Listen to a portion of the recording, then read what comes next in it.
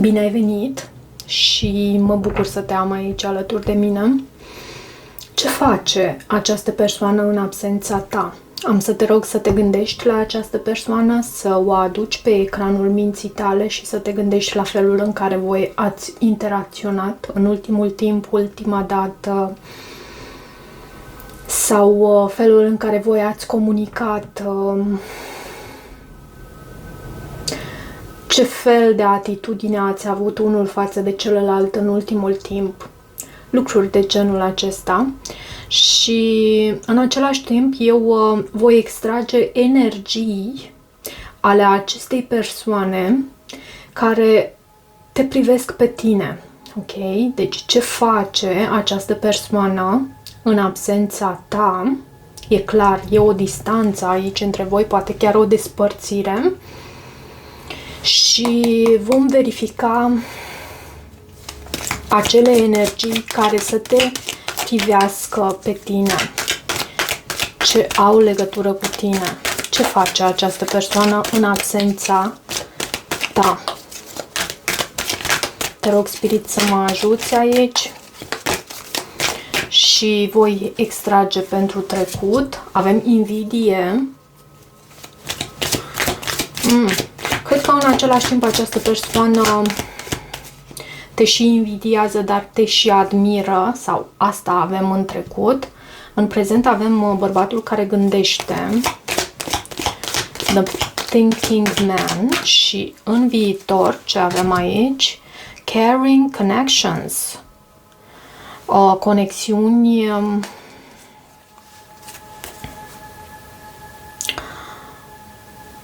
iubitoare, am să le denumesc aici. La baza pachetului avem cea de-a 6-a chakră, Arhanghelul Metatron, este chakra glandei pituitare, cea în formă de pară și în același timp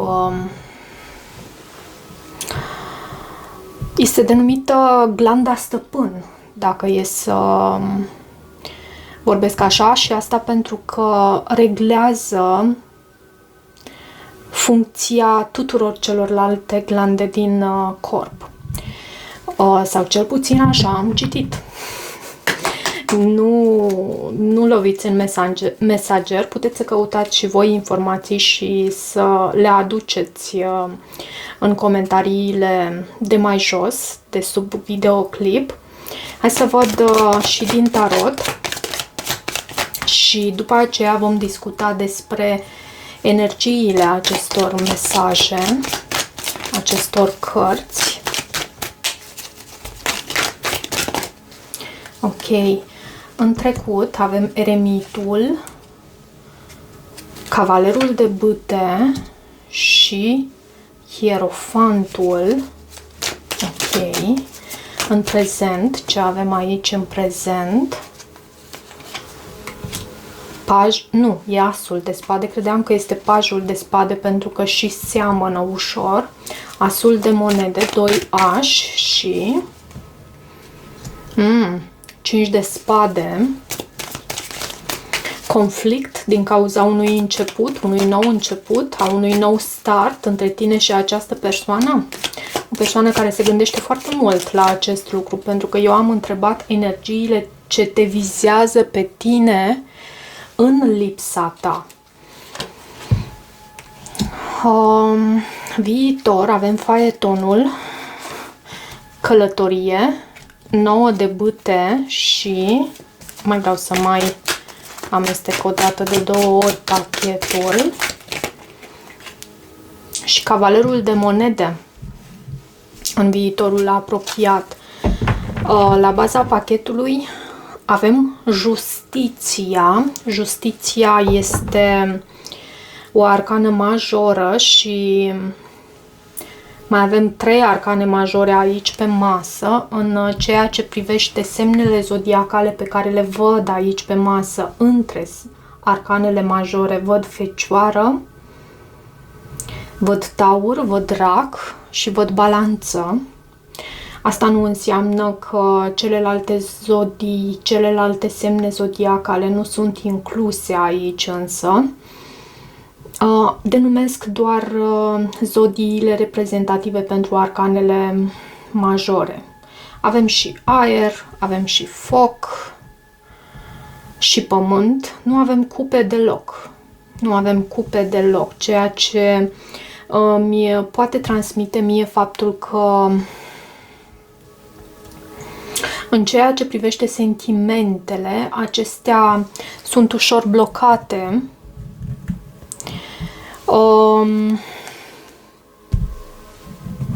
Și hai să vedem. În trecut nu știu dacă a existat admirație și în același timp și invidie pentru abilitățile tale. Și văd aici eremitul, cavalerul de bâte, hierofantul. Aceste cărți îmi spun mie că ai trezit curiozitatea acestei persoane lângă care tu nu ești acum. Poate a fost o aventură, în sensul că o aventură de o noapte sau ceva ce a trezit pasiunea acestui om. În trecut această persoană a avut multă curiozitate față de tine, dar în același timp nu cred că a acționat, pentru că avem și eremitul. Eremitul este o energie care contemplează, care gândește, care...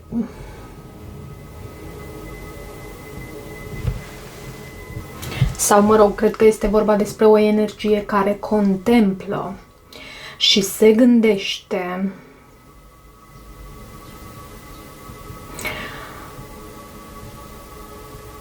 La această persoană cu un statut destul de înalt, cu acest hierofant, se gândește la...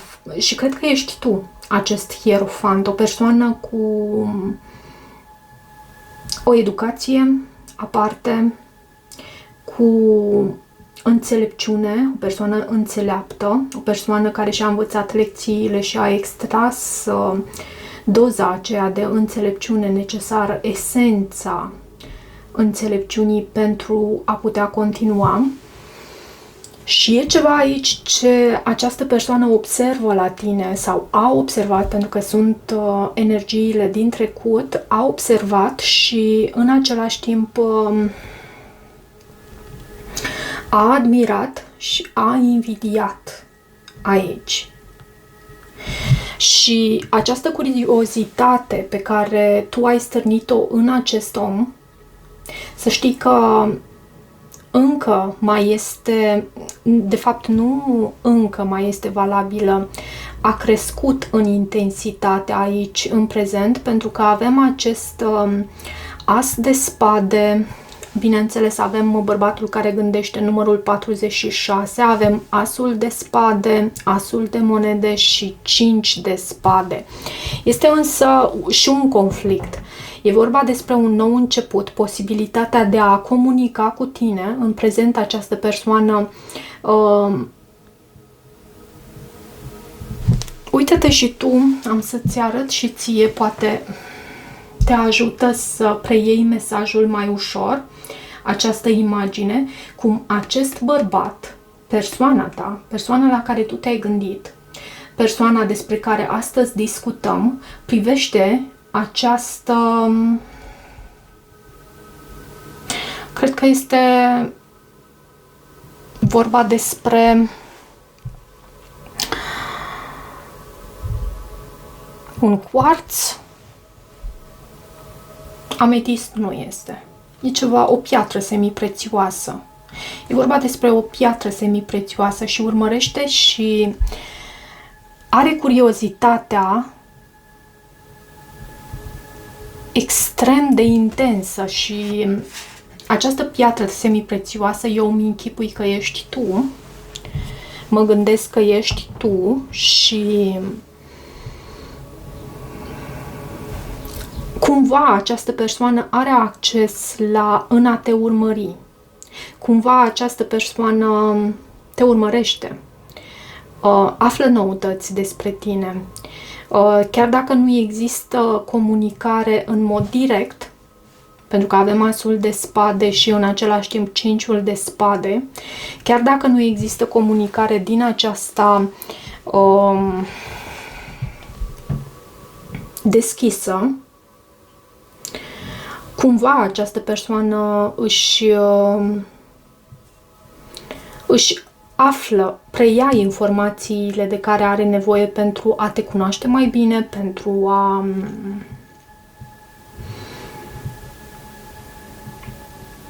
e ceva aici prin care această persoană are acces la informații despre tine în prezent. Și ce mai avem aici în prezent? De ce acest 5 de spade? Ce este cu acest 5 de spade? Acest conflict din cauza unui nou început? Ce este cu acest 5 de spade? Magicianul, există și manipulare aici. Și regele de spade, manipulare, poți să ai de a face cu un semn zodiacal guvernat de Mercur și semnul de aer guvernat de Mercur este reprezentat de Gemeni. E manipularea aici, la mijloc, în prezent. Și sincer, îmi dă sentimentul că această persoană vrea să te aducă înapoi în viața sa. Poate v-ați distanțat cumva anume, însă această persoană îmi dă sentimentul că vrea să te aducă înapoi în viața sa și asta pentru că te prețuiește. Uite cum ține în mână această persoană această piatră semi-prețioasă. Deci, această persoană vrea să te readucă din nou, să te readucă în viața sa. Și de aceea poate există și manipulare, dar e ceva ușor dus la extrem, e ceva ce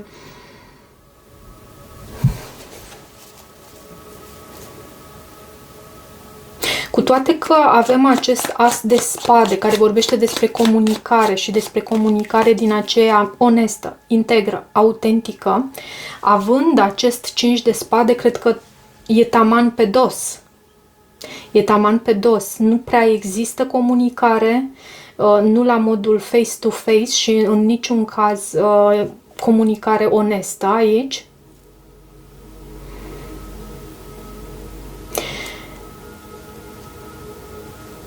Simt și un soi de posesivitate cu acest The Thinking Man aici, în ceea ce face această persoană. De ce The Thinking Man? Mai dă-mi o carte aici, te rog. Asul de monede e în legătură cu acest nou început pe care această persoană și îl dorește. E în legătură cu o vindecare între tine și această persoană, cu poate chiar o împăcare, dacă a existat o despărțire între voi. O vindecare, un nou început, comunicare despre așa ceva. Pe tine te văd în această energie a noului de monede, independentă,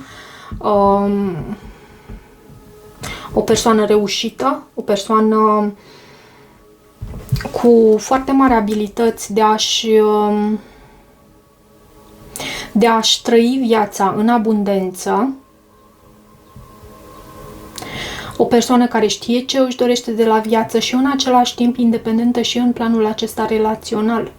Posibil să fii o persoană singură în perioada asta, să nu ai pe nimeni în viața ta și îți e bine astfel.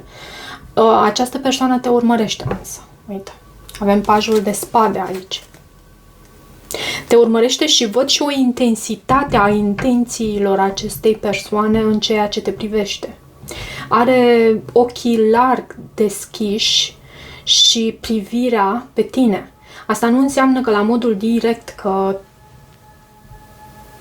te privește acum, că este în fața ta, pentru că am stabilit încă de la început că această persoană nu este în preajma ta în această perioadă. însă are acces la informații despre tine, cu tine, într-un anume fel, printr-o anume modalitate. Ok, și ce avem în viitor? În viitor văd aici caring connections, conexiuni iubitoare, așa cum am stabilit, faetonul care anunță mișcare, 9 de bâte și cavalerul de monede. Dacă acest faeton se mișcă foarte rapid, o reprezintă pe cineva care se pune în mașină și pornește mașina și merge în direcția ta, avem acest 9 de bâte și cavalerul de monede care încetinesc din viteza acestui faeton. Mie asta îmi vorbește despre faptul că această persoană și-ar dori ca lucrurile în viitor, ok? Ca această conexiune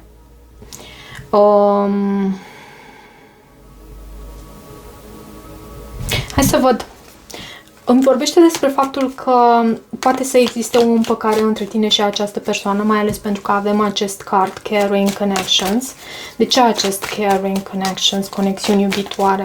De ce aici acest... Da, un nou început.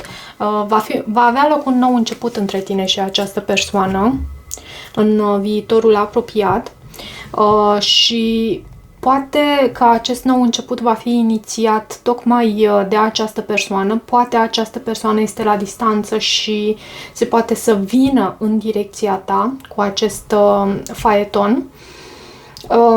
Însă cu aceste două cărți ce urmează, 9 de bâte și cavalerul de monede, mă gândesc că este vorba de... te reprezintă pe tine aici, cele două cărți. 9 de bâte reprezintă o persoană care frânează cumva din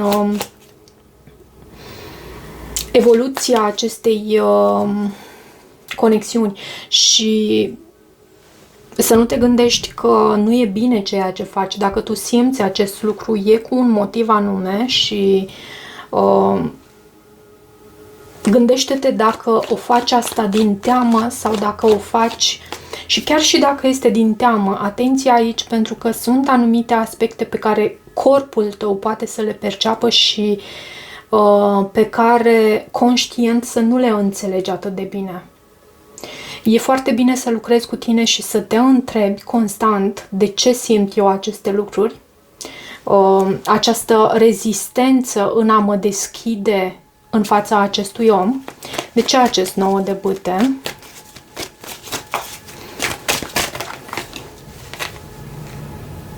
Șapte de cupe, regina de bâte și marea preoteasă. Cred că această regină de bâte, așa cum am bănuit, acest 9 de bâte, regină de bâte, 7 de cupe, te reprezintă pe tine. E ceva ce ție îți produce confuzie, e ceva nu foarte clar pentru tine și e ceva ce în viitor, ok? Chiar dacă vorbesc la timpul prezent, acestea sunt energiile pentru viitorul apropiat. Și chiar dacă există această posibilitate de nou început, la tine văd această confuzie și dorința aceasta de a pune piciorul pe frână ușor, de a nu lăsa ca lucrurile, simt așa ca un fel de... E ca și cum tu simți că lucrurile pot să pierzi controlul asupra lucrurilor. Dacă lași ca acest faeton să vină așa full speed asupra ta, cu viteză înspre tine. De ce acest cavaler de monede în viitorul apropiat între tine și această persoană? Și cred că, da. Și cred că atitudinea ta va fi percepută ca atare din partea acestui om, pentru că având acest cavaler de monede, lucrurile se vor mai domoli. această intensitate pe care tu o trăiești sau această persoană o trăiește față de tine și eu cred că și tu o resimți, pentru că dacă această persoană nu ar fi cu lupa pe tine, pentru că așa simt aici în prezent, își dorește acest nou început, există acest nou potențial cu tine, potențial de comunicare și nou început cu stabilitate, dar există și conflict și există și manipulare aici, în prezent. Și dacă această persoană nu ar fi cu lupa pe tine, cu siguranță nici tu nu ai fi atât de mult atrasă și atât de mult cu gândul la această persoană. Deci eu cred că e ceva reciproc aici. Ok. Și de ce acest 8 de spade, eremitul și împărăteasa și diavolul? Nu știu, mie mi se pare că aceste cărți vorbesc de la sine, acum nu știu cum preiei tu mesajul. După această perioadă de... Pentru că la tine văd confuzie, nu înțelegi ce este cu această conexiune, de ce te gândești atât de intens la această persoană, ce vrea această persoană de la tine și vei simți la un moment dat în viitorul apropiat ca și cum lucrurile se precipită și încep să se miște cu o viteză mult prea mare pentru ca tu să o poți manevra, să o poți manageria. Și văd aici că vei înfrâna oarecum această conexiune, dar repet, aici asta nu înseamnă că e vina ta, nu înseamnă că nu procedezi corect, cât mai ales înseamnă că e ceva în această conexiune care e la locul său, să zicem așa.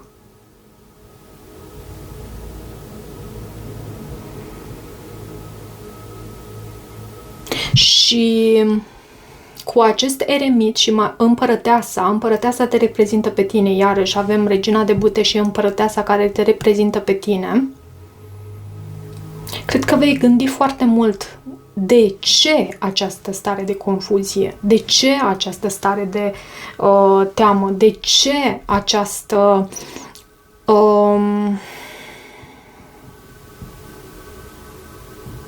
acest sentiment că lucrurile se învârt în cerc. De ce? Și e un lucru bun. Întrebările pe care tu ți le adresezi, mai devreme sau mai târziu îți vor aduce răspunsuri.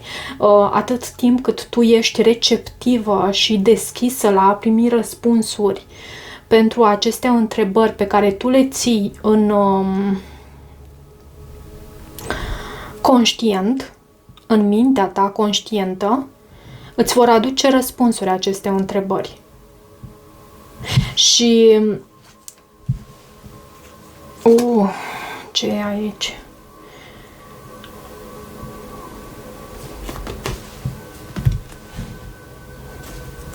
Da, uite, răspunsuri. După o perioadă de așteptare, răspunsuri după o perioadă de așteptare, e ca o trezire aici. Mă rog, aici am întrebat foarte mult ce face această persoană în lipsa ta și în viitorul apropiat mai mult despre tine am văzut, am perceput energia. Această persoană va acționa înspre o conexiune cu tine și un nou început în această conexiune cu viteză, însă e ceva ce te va dezechilibra ușor și îți va aduce confuzie și te va face să faci un pas înapoi. Și, repet, nu e un lucru rău acest lucru. Dacă tu simți că nu poți avea încredere Există un motiv acolo. Reflectă asupra acelui motiv pe care tu încă nu îl cunoști. Pentru că îți vei primi răspunsurile.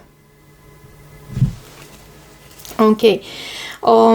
Hai să văd și un sfat pentru tine din partea tarotului, din partea sinelui tău înalt. Care este sfatul pentru tine din partea sinelui tău înalt în această situație, dacă tu te-ai regăsit în această situație. Foarte multe cărți, uite, avem și doiul de bâte și pajul de spade. E ca și cum te afli la o răscruce de drumuri. Care este sfatul pentru tine din partea sinelui tău înalt? 8 de bâte, comunicare, mișcare și mai ales comunicare între tine și această persoană. Să te deschizi comunicării.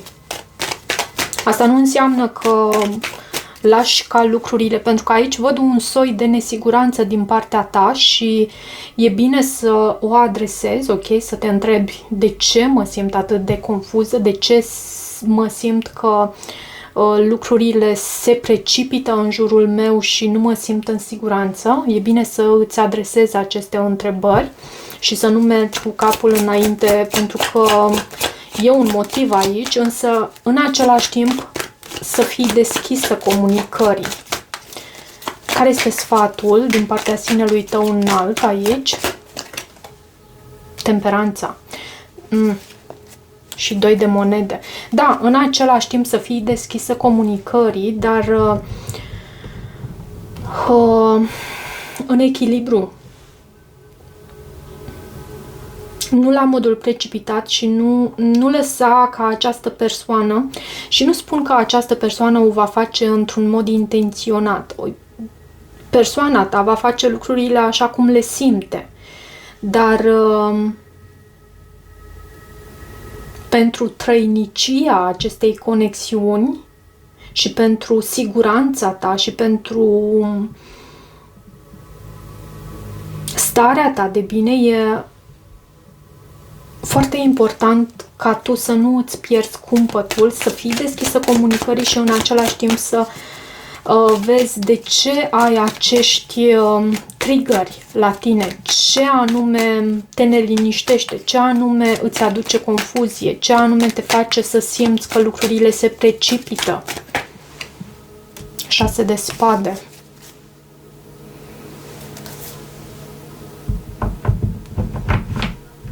E curios că... Care este sfatul pentru tine până la urmă? Hai să vedem. Pentru că acest 6 de spade vorbește și despre distanță, vorbește și despre a te distanța, despre a pleca dintr-un anume loc. Este o carte ce completează acest card al echilibrului, spânzuratul și 5 de bâte. Există și ceva, nu știu, ceva vorbe, ceva persoane în jurul vostru care aduc blocaje aici.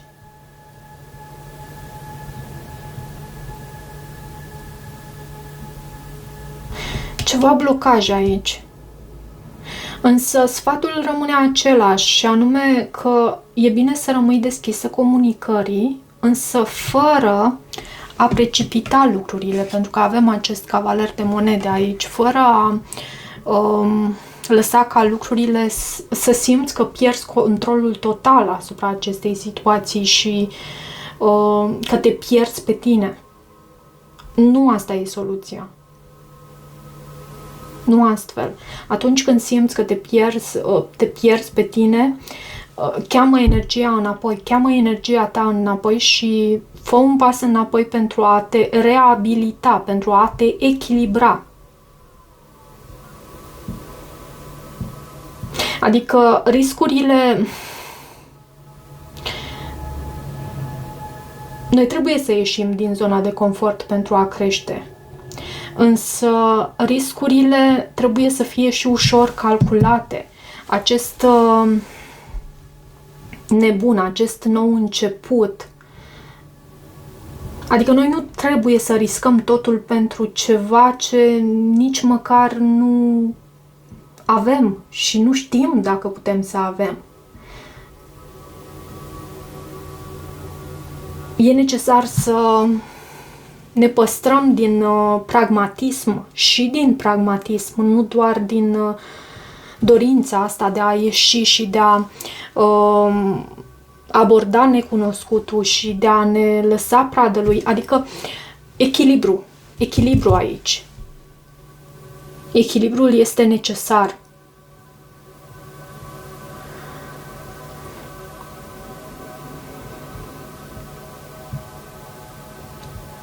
Și sunt anumite blocaje.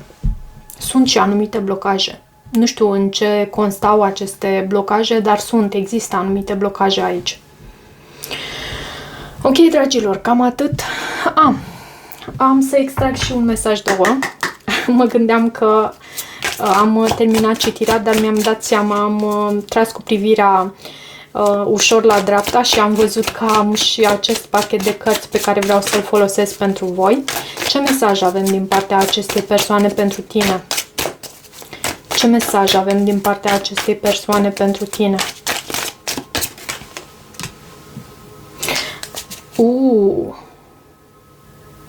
I want out. Această persoană vrea o pauză și nu poate să managerieze iubirea ta.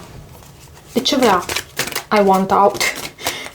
De ce vrea pauză? De ce vrea pauză? Hai să vedem.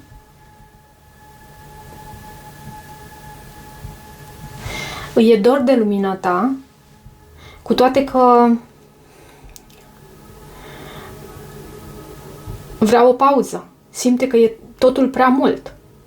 E prea mult. Această conexiune reprezintă ceva prea mult pentru dânsul și de aceea și e posibil ca această persoană să fie inițiat o pauză între tine și dânsa în această conexiune, dar există o atracție, în continuare există această atracție puternică și avem aici Life without you is hopeless, dark and depressing. I miss your light. Viața fără tine este fără speranță, întunecată și depresivă.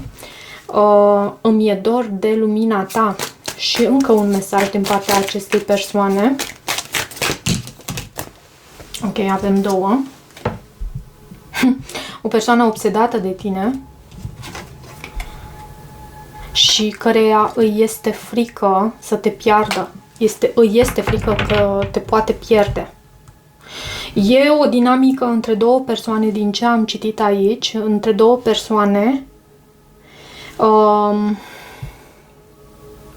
cu o intensitate maximă, o conexiune destul de intensă aici și probabil simțiți nevoia din când în când și de aceea am prins această energie, pentru că voi nu sunteți unul în preajma celuilalt. E necesar din când în când să vă retrageți fiecare în colțișorul său pentru a vă trage înapoi din energia voastră, pentru că altfel simțiți că vă pierdeți în această conexiune. Foarte interesant. Și nu poate să renunțe la tine. Această persoană nu poate să renunțe la tine. Da, cam atât pentru această citire, dragilor. Dacă rezonați cu acest mesaj, nu uitați să vă abonați canalului, să mai treceți pe aici, să îmi lăsați o apreciere și un comentariu. Eu vă mulțumesc, vă iubesc, vă apreciez și mult discernământ cu aceste energii de aici, de pe masă.